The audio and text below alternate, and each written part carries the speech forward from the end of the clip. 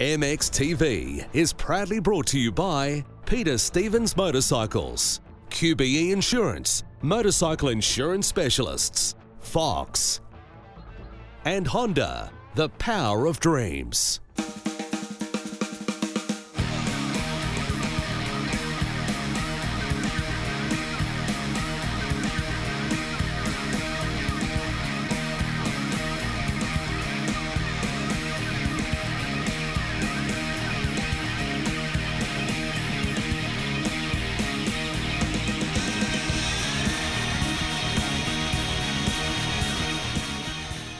G'day everyone, I'm Brendan Bell and welcome to this week's MXTV, and of course joining me as always is the Director of Building Champions Program, Lee Hogan. Lee, welcome buddy. Thanks Belly, it's great to be back again as usual because we've got a cracker of a show this evening. We visit the 2008 Australian Trials Championships. Macca makes another house call in his Blokes Their Bikes segment.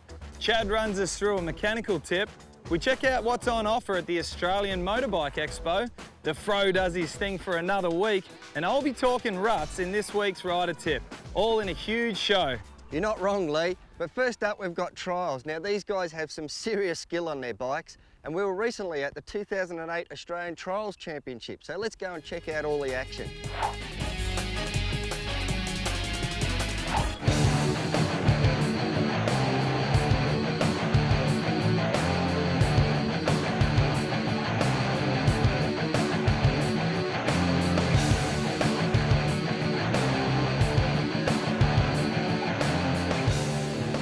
Basically what we do is firstly find our line, where we're going to go, there's his path for us. Then we find out exactly where we're going to put our wheels. We also work out what time we'll be on because we're on 90-second time limit. We look at the ground to see if there's anything slippery or anything that could cause us problems.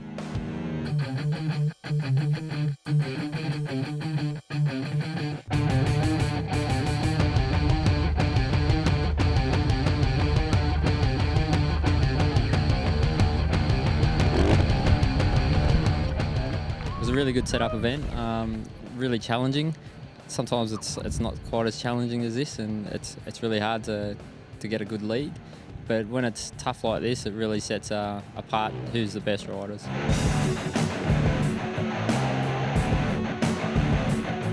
Today I felt a lot more relaxed on the sections. I still started the first lap off really bad with a few really stupid fives, but yeah, going into the second lap, I knuckled down and felt a lot more comfortable.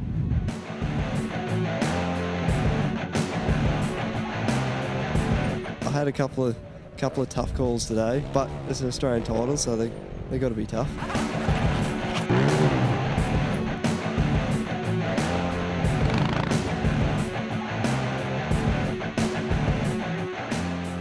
Obviously I was coming over here to win. I've had a lot of experience this year over in Europe, so yeah, I had a goal to come here and win, but second's the next best thing, I guess. I'm very proud to be the Australian champion yet again. I've put a lot of work into it, a lot of training, a lot of preparation, and it's really fulfilling to get the result at the end of the day.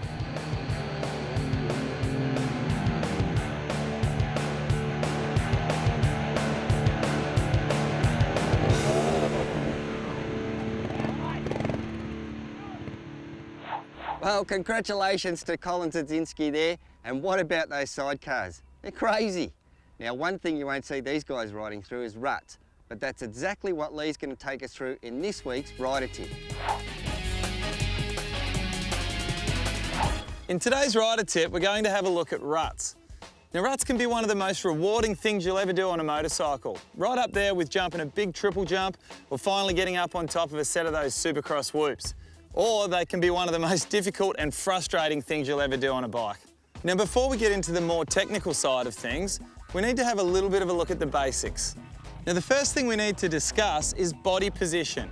Now ruts, just like berms, you want to try to have the body leaned over the same angle as the bike, just like a cyclist would in a velodrome. Now by doing this, hold your wheels in place and gives you that extra little slingshot out of the corner. Now, while still on the subject of body position, make sure that outside elbow's up nice and high for extra strength, and we want to get that leg out just in case something goes wrong. It can hold you up and avoid a crash. Well, now we've got the majority of the body position out of the way, the main thing that I teach my guys at riding schools is early preparation. Setting yourself up nice and early is one of the biggest keys to nailing that rut. Now, what I mean by early preparation is make sure you've got plenty of time to sit down nice and early with your leg out, completely off the brakes. What this does is gives you so much more momentum coming into the corner and it flows a lot smoother. If you come hooking into the corner, brake too late, it means you have to get off the brakes too late in that first critical part of the corner where you're supposed to be carrying nice momentum. All this does is makes it very difficult to get the angle of your body and your bike right, and so difficult to finish the job off properly. Now essentially, ruts are just the same as a berm, except with not quite as much room to move. Now one of the easiest ways I find to explain it is if you're going to draw a straight line on a bit of paper, you just put the ruler down, put a pen on it, draw a straight line nice and easy. You don't put the ruler down, put the pen about 1 centimetre above it and use it as a guide. You can take half an hour to draw a line and it's not going to be as good as the proper one. Now it's exactly the same as when riding a rut. Don't use it as a guide. All you'll end up doing is letting that front wheel go up and down the rut. Eventually it'll go over the top, push through and you'll end up having a crash. Just let that front wheel ride up against the inside wall of the rut and it'll draw you a straight line every time. Now one of the major keys to doing ruts properly is in the leg, and it's almost cheating when you get it right. What we need to make sure we do is point the toe as much as we can. If you do the rut good enough that the ground comes up to meet your foot and your foot starts dragging across the top, it almost acts like a tripod and helps hold your bike in place. But it does take a little while before you'll get that bike and body at the right angle where your foot will start dragging across the top. When it does, it's worthwhile. Well, just like anything on a motocross bike, when you first start, you need to do it slow before you get the technique right. Once you've got the technique right, you can start to speed it up. It does feel a little bit awkward though, trying to rail through some ruts at a slow speed. Once you start to get the pace up just a little bit, you'll find it works a lot smoother and it flows a lot better. Well, just remember guys, the main thing is to have some fun with your ruts. The last thing you want to do is to come flat out into the corner, death grip the bike, stiffen up. All you'll successfully do is give yourself arm pump and slow yourself down. But always remember, practice makes perfect. We'll see you next time. Looking for a van? At Van World, you're sure to find what you need. With over 100 quality vans on site, we're the largest Iveco daily dealer in the Southern Hemisphere. There's a full range of daily vans and cab chassis. New or used, we've got it all. And we'll even service them for you. With our own factory-trained technicians and fully equipped workshop, you can be sure your Van World van will stay in peak working condition. So come see us at our new state-of-the-art showroom at 940 Sydney Road, Coburg. Or visit us online at vanworld.com.au. Van World, look no further. How much fun can you have on a Honda? This much fun! Ride out on your new Honda Fun Bike and set up camp with a free fun pack. Plus, there's a bonus $400 cashback on the CRF50 and no application fee on Honda Finance. Hurry, because when they're gone, they've gone. MXTV is proudly supported by GT Bicycles, Dunlop, Alpine Stars, Pro Circuit, Motul, Scott Goggles, and Suzuki.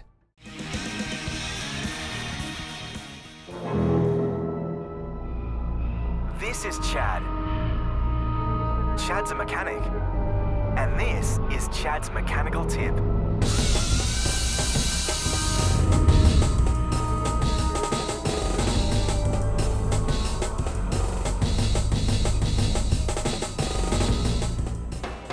Pulling your bike out of storage. Part 1. Checking the bike's running. Lots of people leave their bike sitting in storage for a while. A lot of reasons for that, but if you've left it sitting for more than about 3 months, then today we've got a few things to show you that'll make sure all is well. Good news is you can do this anywhere, no need for a workshop. Most of the time when bikes are left in storage, they simply won't start. And this first part of the tip is about making sure that most importantly, the bike will run.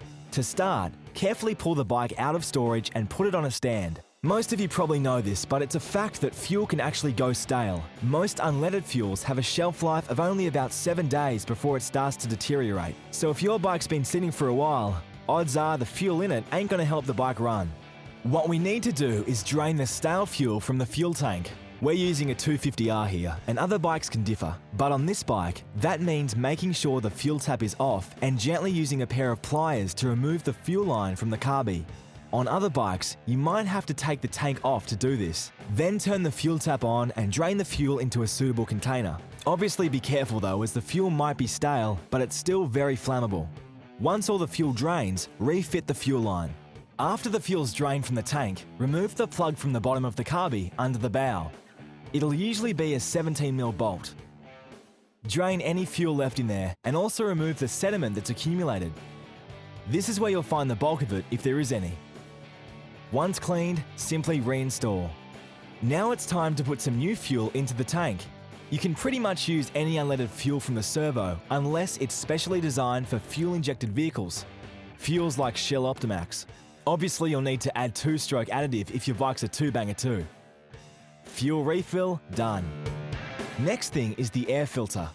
Over time, gravity can cause the oil in the filter to settle, leaving the top of the filter dry. So just remove the air filter, and if there are any dry bits, just rub a good foam filter oil on to get complete coverage. Reinstall. Air filter, done. Now to the spark plugs. Although they don't usually go off over time, a new plug will be the best $10 you can spend to ensure you get your bike moving when the time comes. Just remove and replace the spark plug. If you've been watching the show, you'll know we've covered how to that in greater detail earlier. So watch the show again and make sure it's installed correctly. Lastly, you need to quickly check the muffler. As strange as it sounds, wasps and other critters love building nests in unused mufflers, so just carefully check there's nothing obstructing the muffler core or any other debris that's worked its way in there. Then all that's left to do is kick the bike over. And if you've done what we mentioned, she should start no problem. Okay, so the bike's running, and next time we see you, we'll be showing you a few more important checks to do on the bike to make sure everything's sweet before you ride. Make sure you tune in, or Chad won't be happy. Yes, another great tip there from Chad. And we've had a terrific response recently from our Blokes and Their Bikes segment, so let's go and check out who Macca's caught up with this week. G'day everyone, I'm Macca and welcome to another episode of Blokes and Their Bikes. Today, I'm at Chris Cormack's house. Let's go and see if he's in. G'day Mr Cormack, how you going? I'm well, Macca, yourself? All right, it's all right if we come down and have a look at your bikes? Oh, absolutely. Did you bring some beer with you? No I didn't. Geez mate, you got a few Yamahas here, buddy.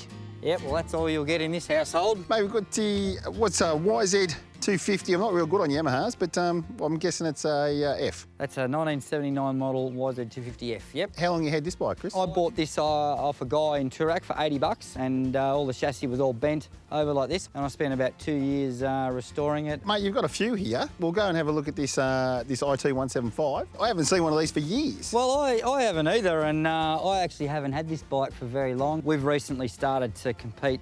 Well, not really compete, but participate in these vintage enduros, which is basically enduros with old motorbikes. And I sort of got the feelers out there early in the year and asked everyone who had an old IT in their shed, and yeah, came across this beauty. It's all original. Mate, is this your first bike you got, is it? Or is this what you learnt on? Or what's this here? I wish it was my first bike, but no, that's my young lad's bike. That's Harry's bike, and he's having a lot of fun on that at the moment. YZ400F, yes? Yep. 79? 79, another 79 model. It's pretty stock. I got it as a very original bike off a local guy. About the only thing we did to this bike was we put some XL rims on it.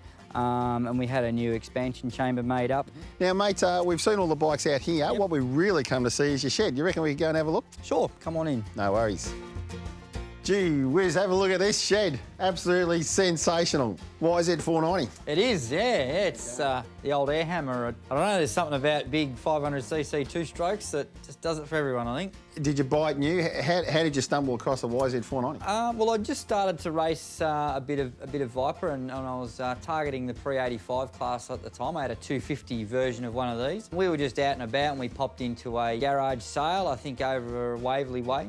I noticed a back wheel appearing from underneath the tarp. So I asked the guy what that bike was, and he says, it's some dirty old Yamaha that we take it up the bush and go riding on it. And he wouldn't part with the bike, so to cut a long story short, I had to... I was going to say, how did you get the bike if you didn't part with it? Yeah, well, I had to...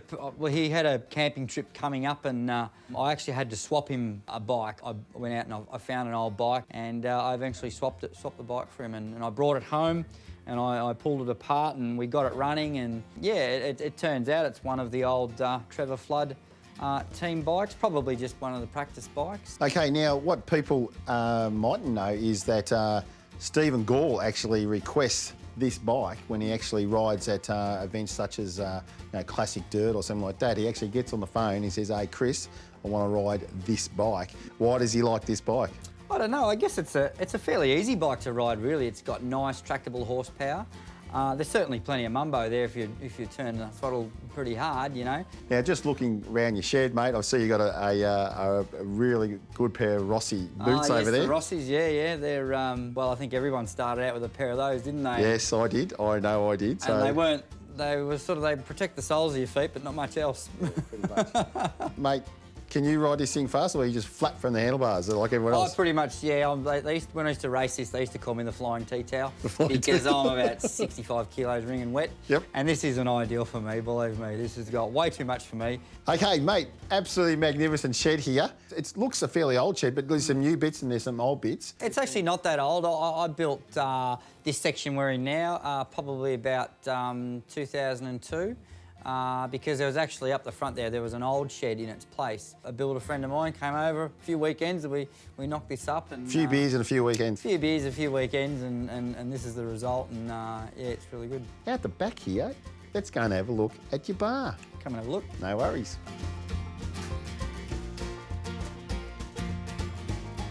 Mate, what an absolutely fantastic looking bar you got here. You like that? Absolutely magnificent. It's pretty traditional Saturday afternoon in the shed here. A few beverages and yeah, talk about maybe what might be happening the next day, you know, at the races, and it's fairly traditional. Mate, got a beer fridge over there. Oh, every good shed needs a beer fridge, doesn't it? Yeah, Hooney hasn't got a beer fridge in his shed. That's tragic. I know. I'm sure we can help him at some stage. Yeah. I think we should all chip in and buy him a beer. Seeing around, you've got a TV there, you've got the bar fridge there. But there's one thing that concerns me a little bit, mate, the crystal ball. What's going on with that?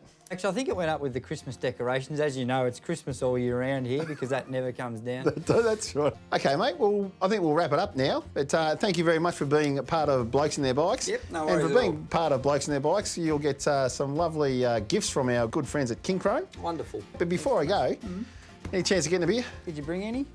No. Well, you're in luck. I've got a few in there, so we should be pretty right. No worries, mate. All right, we'll catch you next time. But remember, if it's classic, it's fantastic. Well done, Macca, and thanks to everybody for dropping us a line wanting to be in the segment. We'll get back to you as soon as we can. And maybe Macca will turn up at your door someday soon. Okay, from classic bikes to modern bikes, and that's exactly what we found when we went and checked out the 2008 Australian Motorcycle Expo.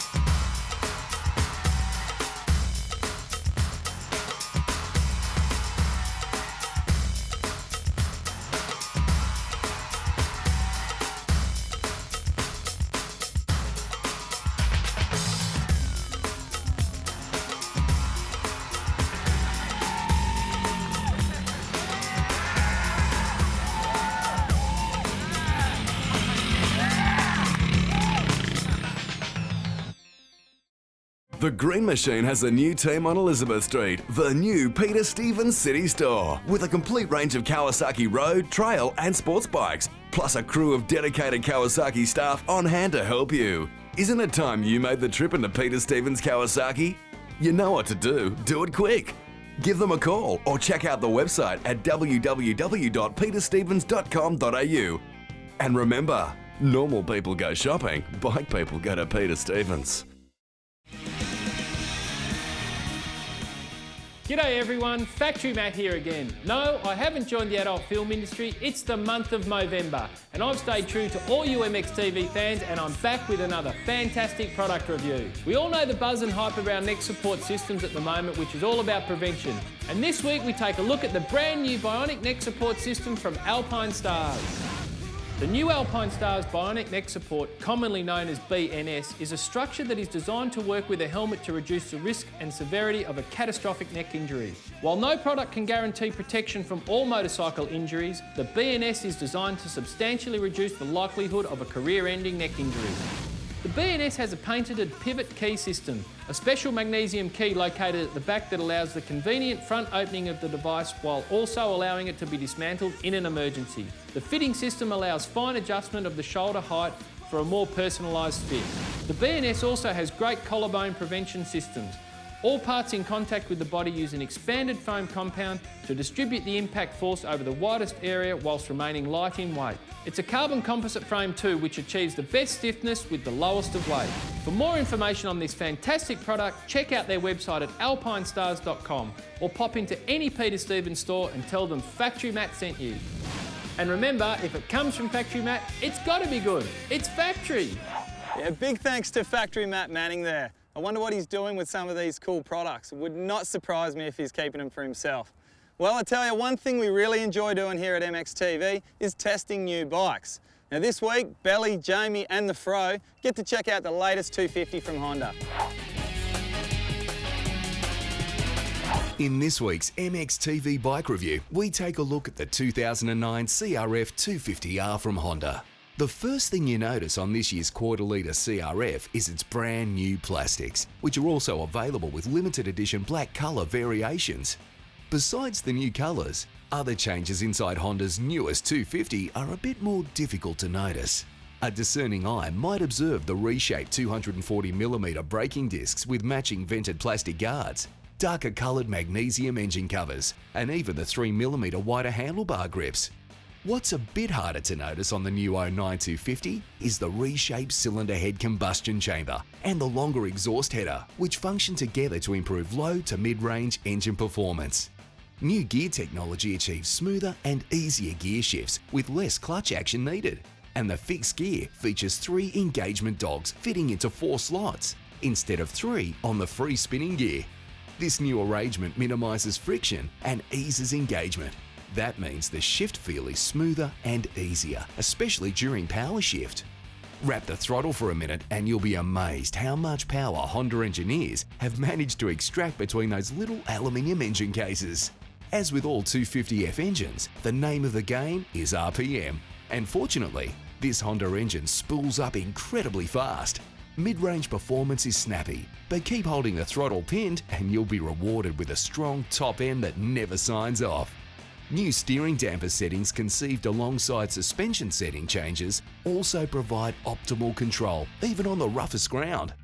In fact, overall, the 2009 CRF 250R is so smooth and refined that when you're out doing laps at your favourite track, you'll lose track of time. And that's exactly what you want from a top-flight motocross bike.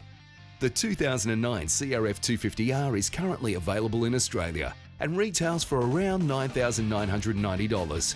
For a competitive quote on your insurance, call QBE Insurance, the motorcycle insurance specialists. Time to check out what our test riders thought.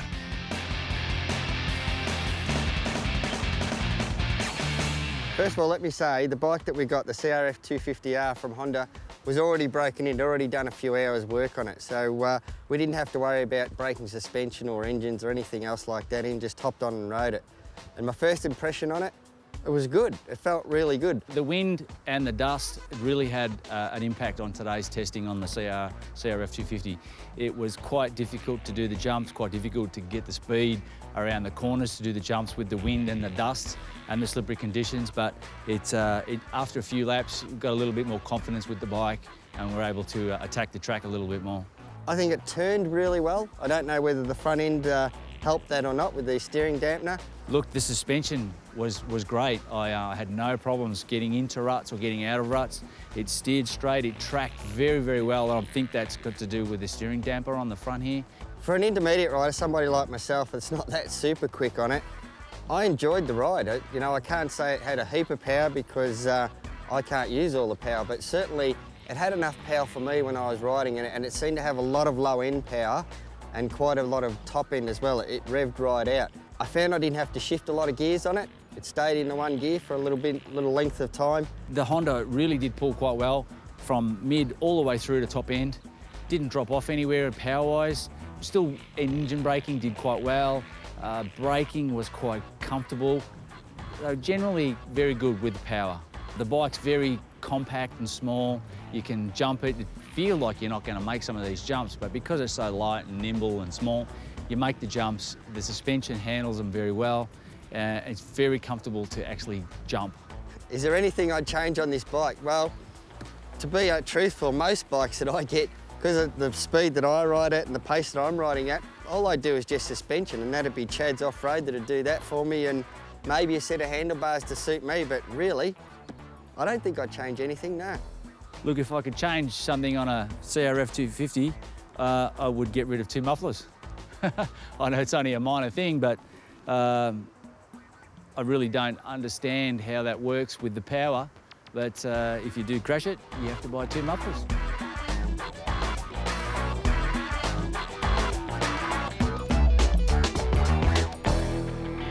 It's time to let the fro go.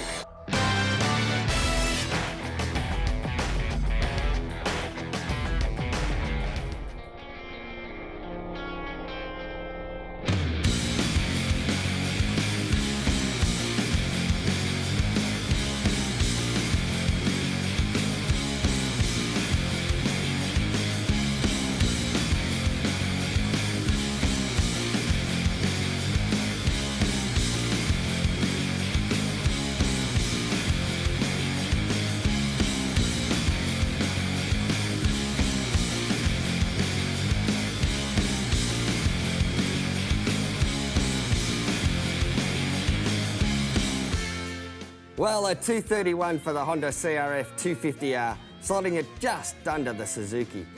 Let's see what he does in the Fro quarter mile.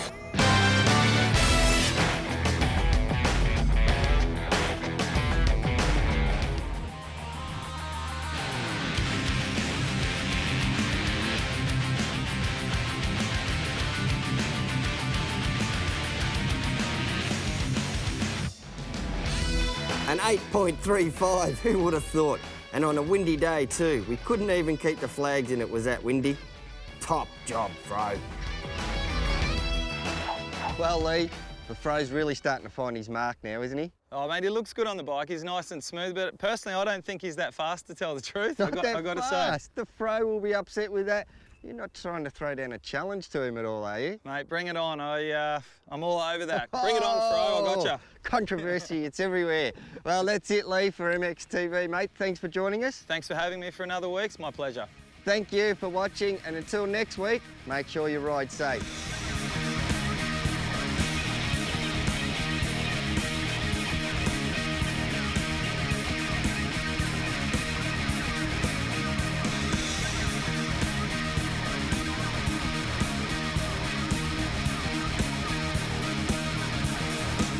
MXTV was proudly brought to you by Peter Stevens Motorcycles, QBE Insurance, Motorcycle Insurance Specialists, Fox, and Honda, the power of dreams.